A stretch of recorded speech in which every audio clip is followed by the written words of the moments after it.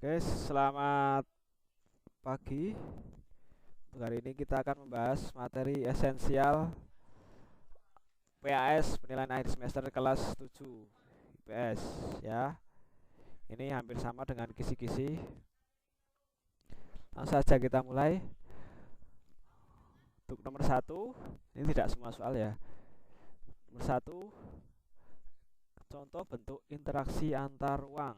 Jadi kalau mencari contoh, kalian harus tahu dulu pengertiannya. Nah, interaksi antar ruang itu adalah suatu cara untuk mengelola ruang berdasarkan potensi juga permasalahannya dan juga keterkaitan suatu ruang dengan ruang-ruang di sekitarnya.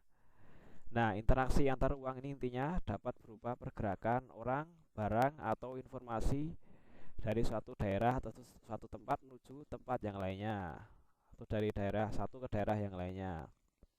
Kita lihat intinya ini ya, pergerakan orang atau barang. Nah, misalnya seorang petani pergi ke pasar untuk menjual hasil pertaniannya, itu adalah contoh interaksi antar ruang. Ada juga pedagang yang membeli stok dagangannya di suatu tempat grosiran misalnya, itu adalah suatu contoh interaksi antar ruang. Untuk contoh-contoh lainnya nanti bisa dicari sendiri. Nah, untuk nomor 2, besok kalian juga mencari contoh interaksi antar ruang. Nah, makanya bisa dicari-cari sendiri. Kemudian nomor 3, ini terkait dengan peta, komponen peta. Apa saja komponen peta itu? Ada judul itu ya, ada yang ada di atas. Kemudian ada legenda, mata angin itu menunjukkan arah, skala ini untuk menunjukkan jarak, insert, simbol dan sebagainya. Oke, nomor 4, akibat dari letak astronomis Indonesia. Nah, letak astronomis itu perlu kalian ingat merupakan letak suatu daerah berdasarkan posisi lintang, garis lintang dan garis bujur. Garis lintang itu adalah garis-garis yang melingkari permukaan bumi secara melintang. Nah, kalau kita lihat letak astronomis Indonesia secara detail berada di antara 6 derajat. Ini dibaca 6 derajat ya. 6 derajat lintang utara sampai dengan 11 derajat lintang selatan atau LS. Kemudian 95 derajat bujur timur sampai 141 derajat bujur timur. Jadi yang diingat-ingat ini 6 sampai 11, 6 LU sampai 11 LS, 95 BT sampai 141 BT. Nah, akibat dari letak astronomi ini, Indonesia memiliki iklim tropis dan pembagian waktu. Jadi ada 3 pembagian waktu: WIB waktu Indonesia Barat, WITA waktu Indonesia Tengah, dan WIT waktu Indonesia Timur. Kemudian letak Indonesia memiliki keuntungan. Nah, letak Indonesia itu sangat strategis secara geografis, sehingga keuntungannya apa? Menimbulkan pengaruh bagi Indonesia baik secara ekonomi, sosial, dan budaya, karena berada di jalur perdagangan dan pelayaran dunia. Jadi keuntungannya ini dilalui jalur perdagangan dan pelayaran dunia. Ini bisa berupa pajak dan aliran barang-barang dari berbagai belahan dunia dapat ada di Indonesia. Nah, upaya yang dapat dilakukan agar sumber daya hutan tetap lestari, saya kira ini SD sudah dipelajari. Misalnya, ini cara melestarikan hutan ya. Misalnya dengan tebang pilih, menebang hanya pohon yang besar, pohon-pohon yang kecil tidak boleh ditebang. Penanaman kembali atau reboisasi dan sebagainya. Itu adalah cara yang dilakukan agar sumber daya hutan tetap lestari. Tidak menebang hutan sembarangan itu. Jadi tidak asal tebang, tapi hanya hutan-hutan tertentu atau hutan produktif. Kemudian nomor 7, ada fungsi ekologis hutan mangrove. Hutan mangrove itu hutan bakau ekologis. Kalau kalian mendengar kata ekologis berarti terkait dengan lingkungan. Nah, fungsi yang terkait dengan lingkungan apa? Itu adalah untuk tempat rumah atau tempat berkembang biak binatang laut, rumah binatang laut dan sebagainya. Itu adalah fungsi ekologis atau ekologi. Kemudian manfaat terumbu karang. Terumbu karang itu manfaatnya buat apa? Ini yang ditanyakan adalah secara ekonomis. Karena secara ekonomis berarti terkait dengan kepentingan manusia. Nah, terumbu karang ini banyak dijadikan tempat wisata atau snorkeling. Snorkeling itu menyelam. Seperti di Raja Ampat itu kan terkenal dengan wisata snorkelingnya itu atau wisata bawah laut. Itu adalah manfaat terumbu karang secara ekonomis. Kemudian nomor 9,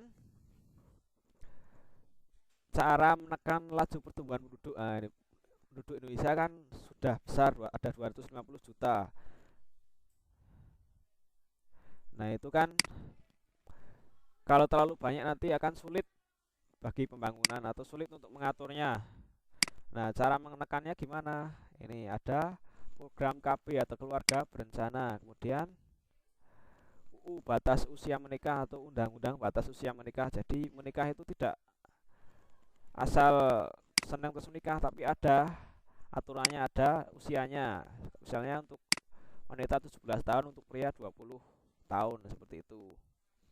Kemudian pembatasan tunjangan anak bagi PNS, TNI, dan Polri. Jadi biasanya yang dapat tunjangan itu bagi anak PNS, TNI, dan Polri itu hanya sampai anak kedua, anak ketiga dan seterusnya tidak dapat tunjangan. Kemudian upaya mengatasi kepadatan penduduk dan persebaran penduduk yang tidak merata. Ini hampir sama dengan ini, karena penduduknya banyak tapi kepadatannya tidak merata, hanya di Jawa saja kalau di sini. Nah, karena penduduknya terlalu padat di Jawa, maka harus disebar ke tempat lain supaya lebih sejahtera dan tidak terlalu padat. Nah, ini caranya ada berbagai macam.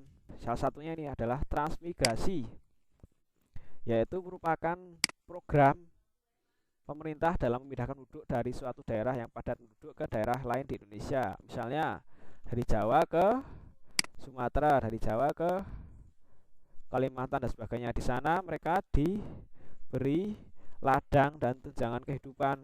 Jadi tidak cuma pindah tapi diberi ladang dan tempat tinggal, ada lahan seperti itu. Itu namanya transmigrasi. Nah, nomor 11, nomor adat budaya di Indonesia, nanti silahkan dicari sendiri ya, karena ini terkait dengan gambar, tidak bisa saya tayangkan di sini. Rumah adat, macam-macam rumah adat itu dicari di Google, udah banyak, di buku juga ada. Kemudian ada flora khas Yogyakarta. Nah, ini yang ditanyakan hanya flora khas Yogyakarta. Kita tidak tahu Yogyakarta yang mana, apakah kota Yogyakarta, apakah Bantul, apakah Sleman, apakah Kulon Progo, apakah Gunung Kidul. Nah, kalau kota Yogyakarta sendiri ada ini kelapa gading dan juga pohon kepel. Kalau Bantul ada ini sawo, kecik. Sleman ada salak pondo dan sebagainya. Nanti bisa dibaca sendiri. Kemudian nomor 12 terkait dengan flora dan fauna. Ini fauna yang berada di wilayah Indonesia Timur. Indonesia Timur itu biasanya ada di Papua, Halmahera, dan Kepulauan Aru atau Maluku. Nah, biasanya berupa mamalia. Mamalia itu binatang menyusui berupa kanguru, beruang, walabi, landak, kuskus. Kemudian ada kanguru pohon, kelelawar, dan tidak ada jenis kera. Ini diingat-ingat, di Indonesia Timur tidak ada jenis kera, tapi ada reptil seperti ini. Kemudian nomor 13, dampak negatif interaksi ruangan di bidang sosial budaya. Nah, dampak negatifnya ini ya, banyak budaya asing yang tidak sesuai dengan budaya Indonesia. Misalnya karena budaya-budaya barat, misalnya minuman keras dan minum keras, seks bebas dan sebagainya kan tidak sesuai dengan budaya Indonesia. Nah, itu termasuk dampak negatif dari interaksi ke ruangan di bidang sosial budaya. Ada banyak budaya asing yang tidak sesuai dengan budaya kita, mempengaruhi hidup masyarakat. Kemudian pengaruh interaksi antar ruang. Nah, ini biasanya ditanyakan yang positif. Nah, pengaruh dengan adanya interaksi antar ruang akan berkembang pusat-pusat pertumbuhan ekonomi. Kemudian Kemudian ada perubahan lahan, perubahan penggunaan lahan, kemudian perubahan orientasi, misalnya lahan yang dari hutan menjadi lahan pertanian misalnya. Dan perubahan orientasi mata pencarian dari yang cuma petani bisa menjadi, dari awalnya hanya bertani bisa menjadi buruh pabrik atau pegawai kantoran, tentara dan sebagainya. Itu contohnya. Kemudian ada perubahan sarana dan prasarana, banyak pabrik-pabrik, banyak perusahaan-perusahaan, banyak lahan pertanian dan sebagainya. Kemudian contoh kontak sosial dan komunikasi. Nah, ini kontak sosial dan komunikasi itu saya sangat mudah ya. Intinya komunikasi dan kontak sosial itu dilakukan oleh minimal 2 orang atau lebih. Jadi nek ngomong dewe tidak bisa dikatakan kontak sosial dan komunikasi.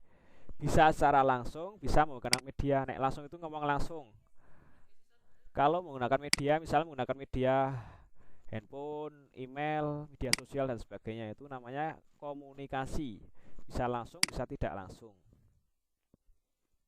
Kemudian ada nomor 16, contoh imitasi, empati, simpati, sugesti. Nah, kita nggak tahu soalnya yang mana yang keluar, apakah imitasi, apakah empati, apakah simpati, apakah sugesti.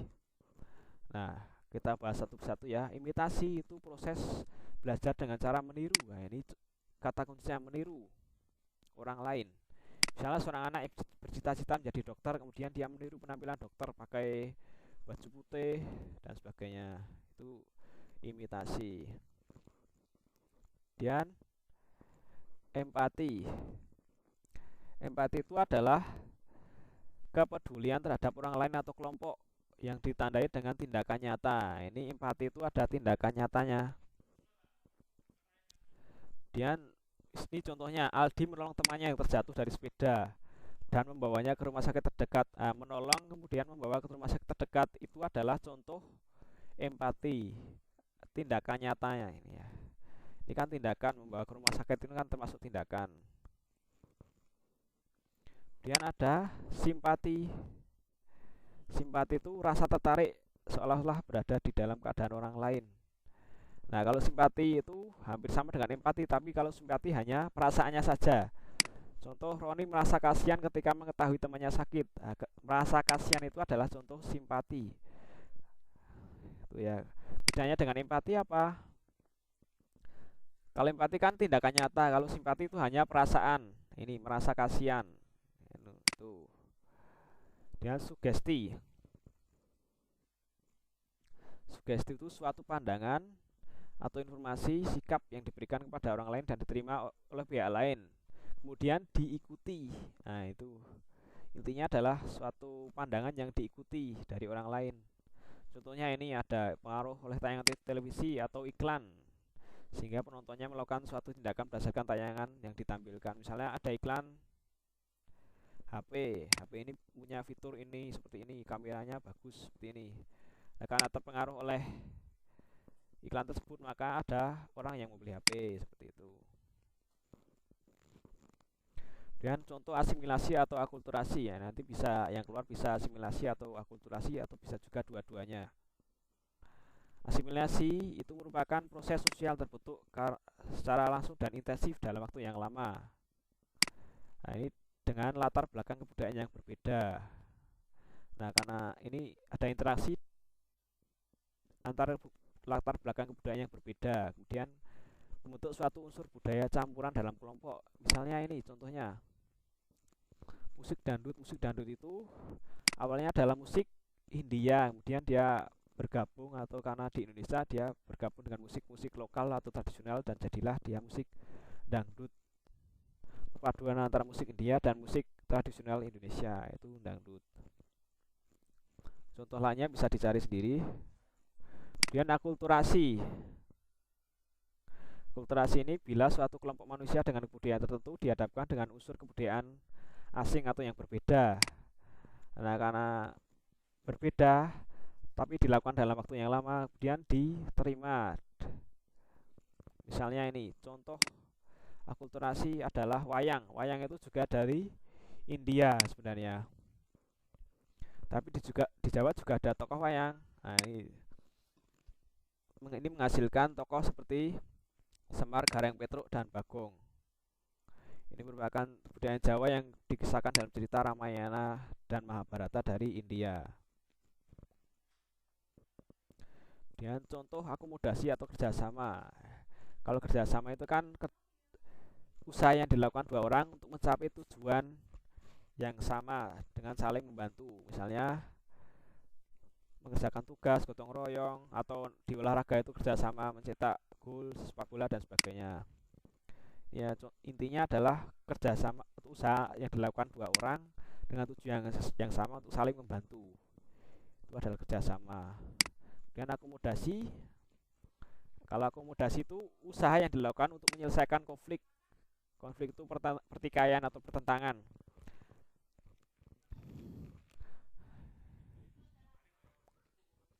Nah, akomodasi ini dapat dilakukan dengan beberapa cara, yaitu mediasi, yaitu akomodasi dengan melibatkan pihak ketiga yang netral, dan adjudikasi, yaitu akomodasi dengan melibatkan pengadilan, arbitrasi, akomodasi, dan ada akomodasi yang melibatkan pihak ketiga yang lebih tinggi kedudukannya, dan kompromi, yaitu akomodasi yang saling mengurangi tuntutan sehingga tercapai kesepakatan.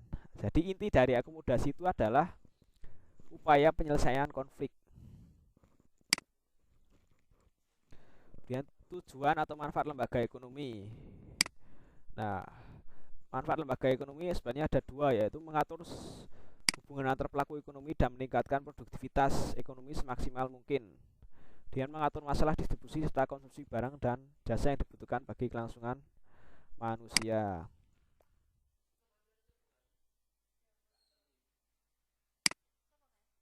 Dan fungsi lembaga sosial.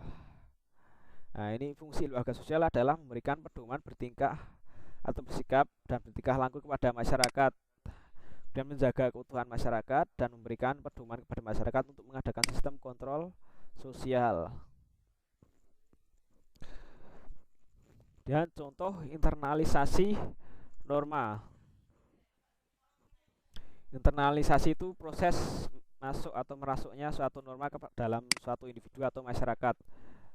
Nah, ini internalisasi norma adalah suatu norma yang tumbuh dan berkembang dalam suatu kelompok sosial.